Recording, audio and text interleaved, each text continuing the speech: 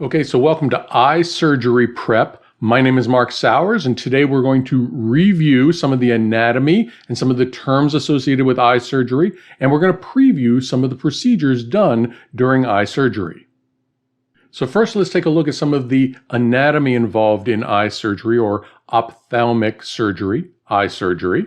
So the main areas of the eye, we have the pupil, which is the dark area in the middle, the iris that goes around the pupil, and that area can be a variety of colors, and then the sclera, which is the white portion of the eye. Now, lining the sclera and lining the inside of the eyelids is the conjunctiva. We'll take a closer look at what that looks like here. So here we're looking at a cross-section of the eye, and you can see the white area, the sclera, that goes all the way around the eye except for the very front part. The sclera actually turns in to the cornea, which is the clear outer coating on the eye. So the sclera becomes the cornea as it goes over the front of the eye. Covering the sclera, but not the cornea, is the conjunctiva. The conjunctiva is a very thin layer of tissue that covers the front of the sclera and the back of the eyelid. So as the eyelid slides up and down, this conjunctiva is sliding against itself. Just beneath the cornea, we have the anterior chamber, the front chamber of the eye, and this is full of aqueous humor. So aqueous humor is in the anterior chamber, the front of the eye, between the cornea and the iris. The iris itself is actually a muscle, and as the muscles contract, the pupil, the space in between, opens up, and as the muscles relax, the pupil, or the space in between, closes. Now the pupil itself, that dark area right in the middle of the eye, is actually dark because there's nothing there. It's the gap between the muscles of the iris. So what you're seeing is really right into the back of the eye, and because there's no light back there, the pupil looks dark. But really there's nothing there where the pupil itself is other than maybe a little aqueous humor. Now between the iris and the lens, we have a small space, and this gap is known as the posterior chamber of the eye. Now, let me help you out here because this gets a little confusing, gets a little tricky. So let's step through this. The eye itself is made up of three chambers. We have the anterior chamber, which we talked about already. That's in the very front of the eye, between the cornea and the iris. Then between the iris and the lens, we have the posterior chamber. It's a little narrow chamber. And then in the back of the eye, we have the vitreous chamber. So those are the three chambers of the eye. Now, it gets confusing because in some books and in some places, you're going to hear about the anterior cavity and the posterior cavity.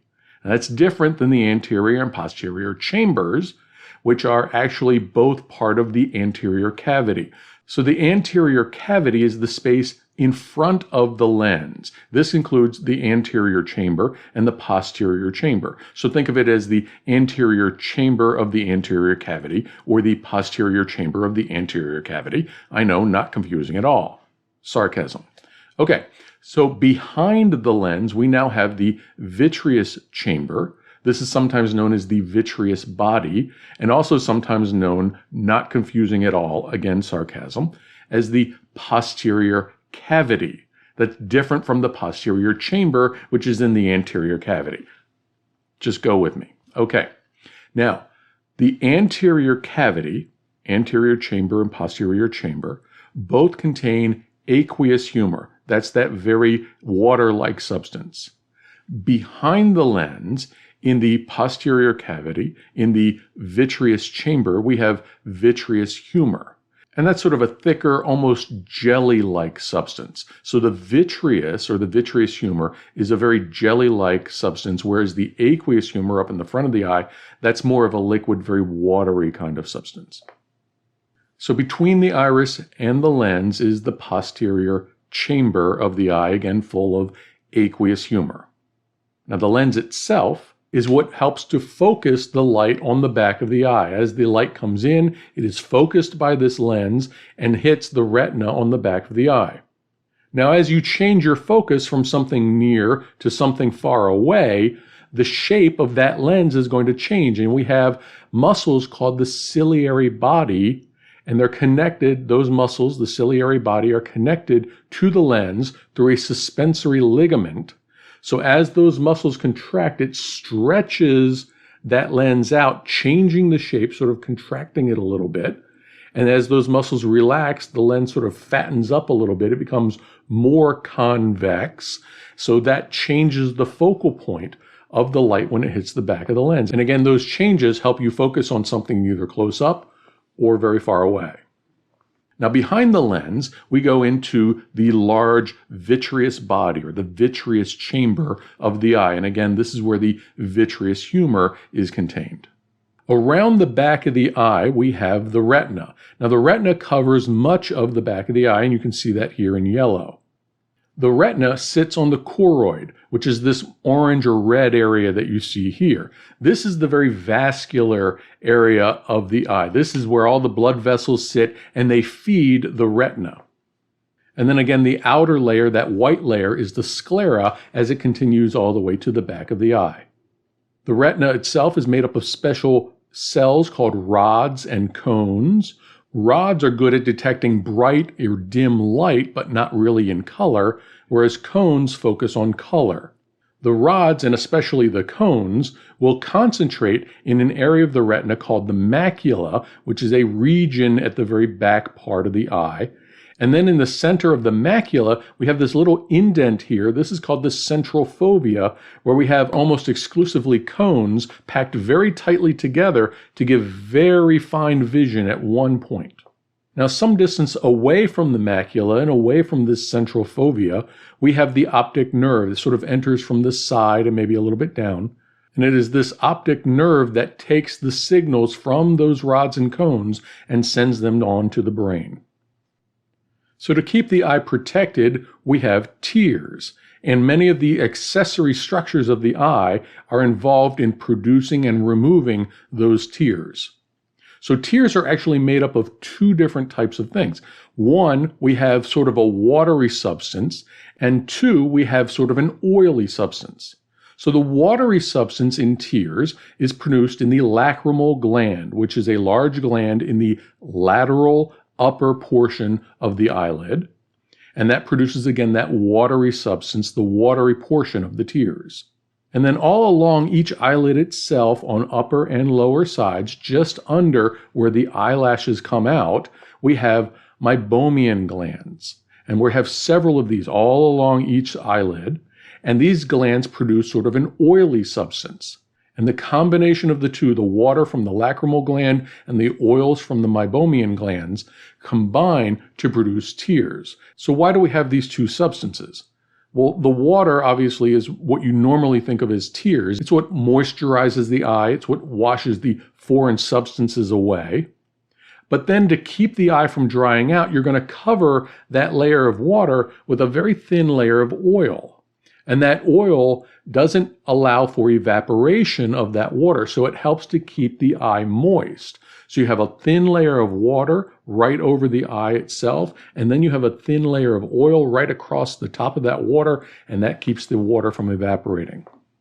Each of the corners of the eye is known as a canthus. So we have a lateral canthus on the outside and a medial canthus on the inside. And located in the medial canthus, you have this little pink area that's known as the lacrimal caruncle. And what that does is that is this point where the tears are absorbed into the body. So they're released from the lacrimal gland on the lateral side of the eye. They're washed across the cornea and then into the lacrimal caruncle, where they flow into a couple of ducts, which eventually empty into the nasolacrimal duct. Now, this is the duct that leads from the eyes into the nose. So when you cry a lot, this is why your nose sometimes runs, because all those tears end up in the nose, and usually you'll swallow them, but sometimes they will run out the front of your nose. So let's take a look at some of the surgeries that are often done on the eye. Just like oil-secreting glands in other parts of the body can get clogged up and sort of infected a little bit, well, the same thing can happen in the meibomian glands of the eye. Again, those are the little oil-secreting glands all along both eyelids. So if one of these were to get clogged up, one of the ducts gets clogged up a little bit, gets maybe a little inflammation going on inside, that meibomian gland can really blow up and create what's called a stye.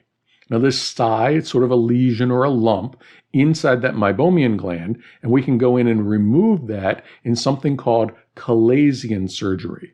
So chalazion surgery is removing a stye caused by an inflammation of the meibomian gland.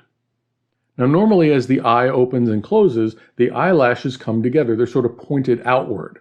But sometimes as the skin changes as it ages, the eyelid can actually turn inward, pointing the eyelashes inward onto the eyeball itself. And this is obviously a very uncomfortable situation because it tends to scratch up the surface of the eye. So to fix this, we're going to do something called entropion surgery. And the idea here is we want to take the eyelid and pull the eyelashes back out into a normal position. And we do this by taking a little bit of the outer layer of the eyelid and cutting it out and shortening it. And when we do so, we shorten the outer layer of the eyelid. The inner layer stays the same length, and as we do, it pulls the edge of the eyelid back out and the eyelashes away from the eye itself. Usually this involves making a little crescent incision, removing a little bit of tissue there, and then suturing it together, and that's what pulls the outer part of the eyelid away from the eye itself. Sometimes if the fluids in the eye don't drain properly, you can get pressure to build up within the eye itself, and this pressure buildup is known as glaucoma. So usually what happens here is we have a buildup of pressure of aqueous humor. That's again in the front part of the eye. But what happens is because it's all sort of contained together, if the aqueous humor builds up in pressure, it puts pressure through the lens on the vitreous humor, which then puts pressure on the optic nerve. And when you put too much pressure on the optic nerve, that's when you can start to cause some problems. You cause changes in that optic nerve that can eventually lead to blindness. So how we fix this depends on exactly what the cause is, and there could be a couple of different causes, and we're going to go through those here. Now again, we're talking about the aqueous humor, so we're looking at the front of the eye. Now the aqueous humor itself is produced in the ciliary body. Now remember, the ciliary body contains those muscles that stretches and contracts on the lens itself to let you focus, but the ciliary body also does something else. It produces the aqueous humor. So the aqueous humor is produced in the ciliary body back in the posterior chamber of the eye. It then flows between the iris and the lens through the pupil and into the anterior chamber of the eye. But sometimes the iris and the lens are so close together they're almost touching. And in fact, sometimes they are touching.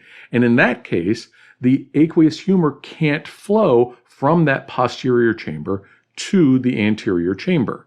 It can't flow through there. So the pressure builds up in this area. So what do we have to do? Well, we're going to go in and we're actually going to cut a little hole in the iris to let that fluid flow through. And this is known as an iridectomy.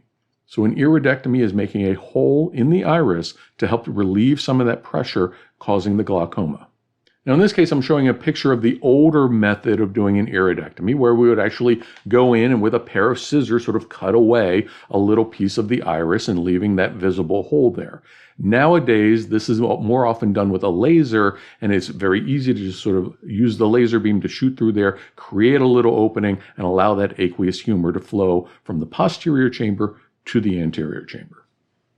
But sometimes the problem isn't between the iris and the lens. Sometimes the problem is in the area where the aqueous humor eventually drains out. Now again, the ciliary bodies are producing all this aqueous humor. It's building up. It's got to drain out somewhere. And the place that it drains out is right at the corner of the iris and the cornea in a little meshy, fibrous-like area called the trabecular meshwork.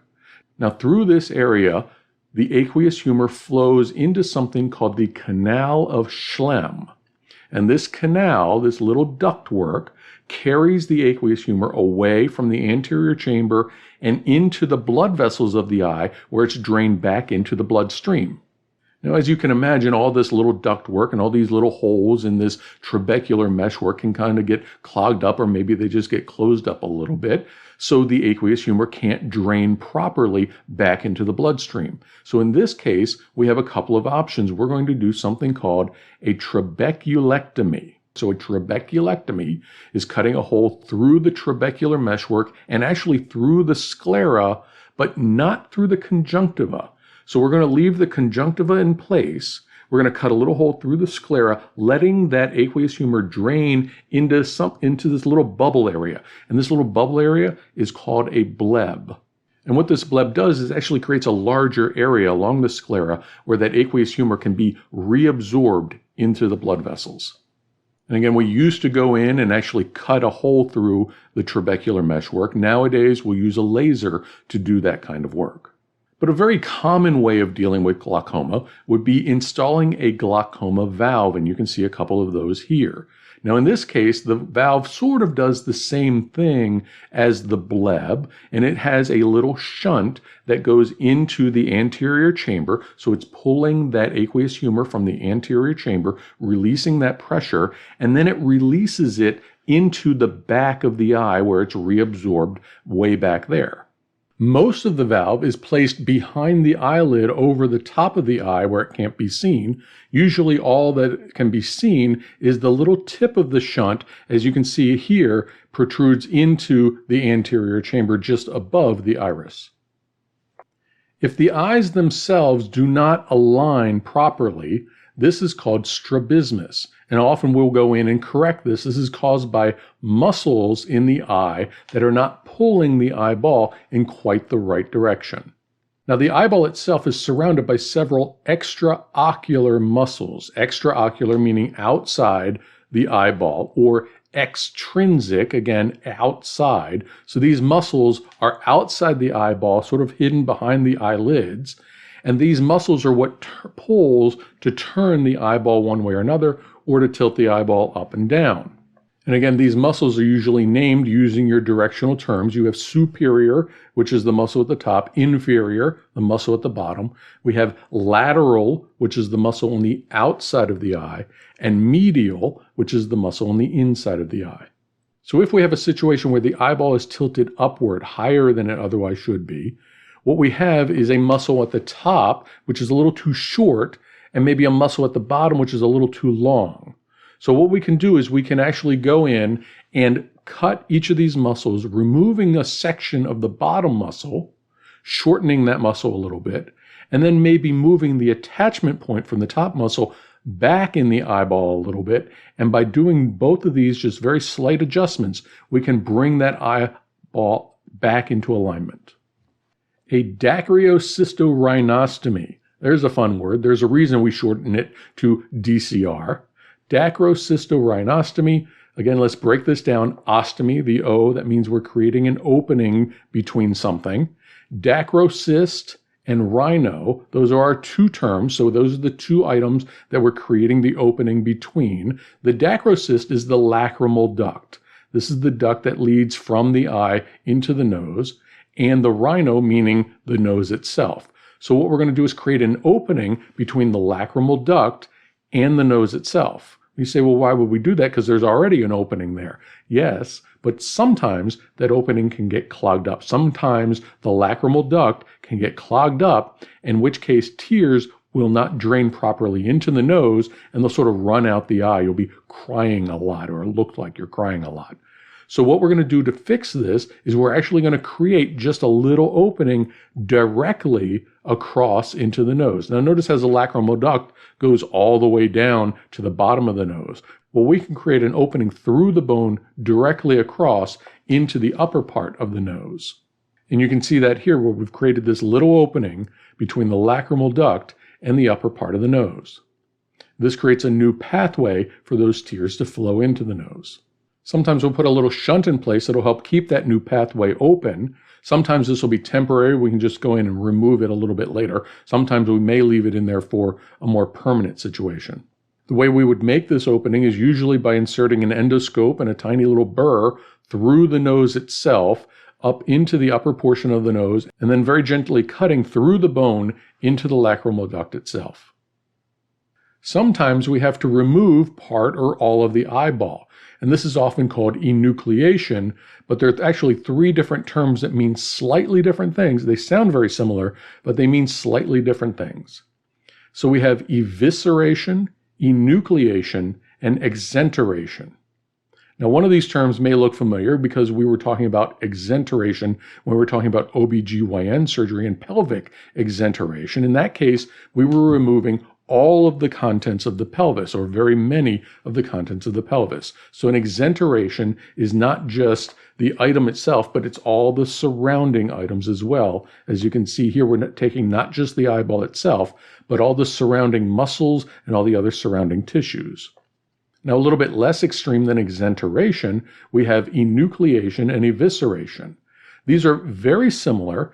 In the enucleation, we're taking the eyeball itself, including the sclera, but we're leaving the muscles intact. With evisceration, we're taking simply the contents of the eyeball, and we're going to leave the sclera, the white portion of the eye, intact. Now, how do I remember these? Well, this is a little rough, but here we go. Evisceration sounds sort of like viscera. And if you think of viscera, you're thinking of your internal organs, okay? So viscera is often considered internal organs. So evisceration, you're going to be taking the inside stuff out. Now, enucleation, nucleus, sort of sounds like the round part of, say, an atom or a cell, that inner round part. So in this case, the nucleus of the eye would be the entire eyeball. You can sort of think of it that way. And then exenteration sort of looks like extent or extend. So in this case, we're extending our removal into the surrounding area, into those muscles and surrounding tissue. Sometimes the cornea of the eye, and again, as you can see here, the cornea is the very front part of the eye. Sometimes the cornea of the eye can get scratched or a little cloudy. And in this case, we want to go in and replace that. And we will do that using a corneal transplant, where we'll be taking the cornea out and putting a new cornea in its place. This is called a keratoplasty. So keratoplasty is a corneal transplant. And to do this, we're going to use an instrument called a trephine, which is a round blade, basically a circular blade that goes all the way around. We're going to place this on the cornea, and it's going to sort of cut down into the cornea just a little bit. And as we twist it, it'll cut around and make a circular incision all the way around that cornea. We're going to lift the cornea away. And then what we're going to do is we're going to take the donor cornea, probably from somebody who has donated their cornea after they have died. So organ donation, one of the big organs that people donate, or tissues that people donate, is the cornea of their eyes. So that really helps a lot of people see. So what they'll do is they'll take another trephine, take the cornea from the donor eye out, place it into the patient's eye, and then suture it with very, very fine suture. You're going to suture it into place.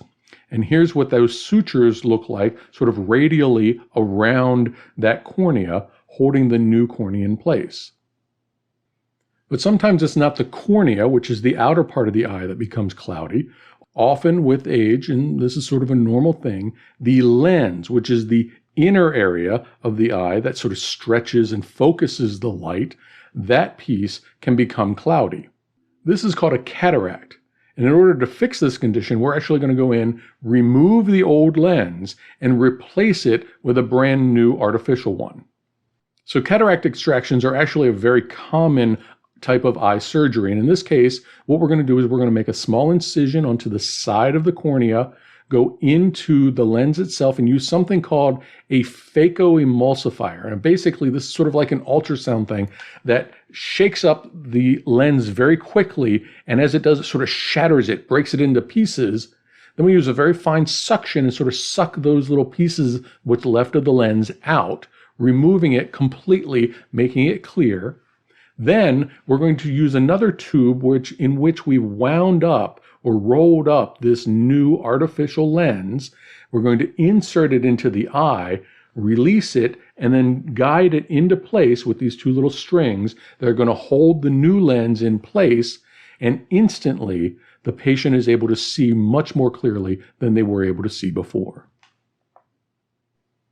Towards the back of the eye, one of the more serious conditions that a patient may have would be retinal detachment. Now, in this case, as the vitreous, which again is that very thick, sort of jelly-like fluid in the back chamber of the eye, as you move your head or as the eye sort of moves around, that vitreous humor can slide around a little bit. And as it does, it can kind of pull on the retina a little bit. Now, as the retina gets weaker, as maybe you get a little bit older, sometimes the retina can actually become detached from the choroid. Again, the choroid being the vascular area of the eye, and as the retina becomes detached, it can tear a little bit. Some of the vitreous humor can get behind it, and it creates this little bubble, and now the retina is not receiving the nutrients that it otherwise would. So that's going to continue to detach and continue to tear, eventually leading to blindness. So we want to try to control this as soon as we can. Now, if the tear isn't too bad, if the gap in between the retina and the choroid isn't too big, and maybe it's located on the periphery of the retina a little bit, we can do a simple procedure called a scleral buckle. Now, in this case, it's because of the vitreous humor, it's kind of hard to go in and sort of push the retina back out to where it should be. So instead, what we're going to do with this scleral buckle is we're going to take the sclera and bring it in to where the retina is. So we're going to sort of tighten it up. Tighten a little buckle or a little belt around the eyeball and sort of push it in so that it pushes the sclera back down onto the retina. That's sort of the theory behind it anyway. And this way it sort of strengthens up the sclera in that area, it strengthens up the walls, and it allows the retina to rest again back on the choroid. Now, if the tears or the detached retina becomes very severe, or maybe it moves towards the back of the eye, maybe a scleral buckle isn't going to quite hold it, so now we've got to do something a little bit more invasive, and this is called a vitrectomy. Now, during a vitrectomy, what we're going to do is we're going to do ectomy, so we're going to remove, what are we removing? The vitreous humor, all of that gooey substance that's in the back of the eye. We're going to make a couple of little incisions, one with an ocutome or a vitrector, make these little holes. We're going to use a little scope, a little light source to look around to see what we're doing, and we're going to suction out all of that vitreous humor. Then what we're going to do is we're going to fill the eyeball with something like maybe a gas, maybe some saline, or maybe even some silicone oil.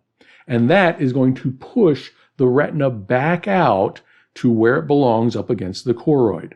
If we can find a tear, we're then going to go in and maybe use a laser, maybe some cryotherapy in order to freeze that tear and sort of seal that tear back up so it doesn't happen again. Now, if we use saline or a gas, that'll often just sort of disappear and dissipate on its own, and the eye will eventually fill up with regular vitreous humor again. If we happen to use silicone oil, that we're going to have to go back in and remove at a later date.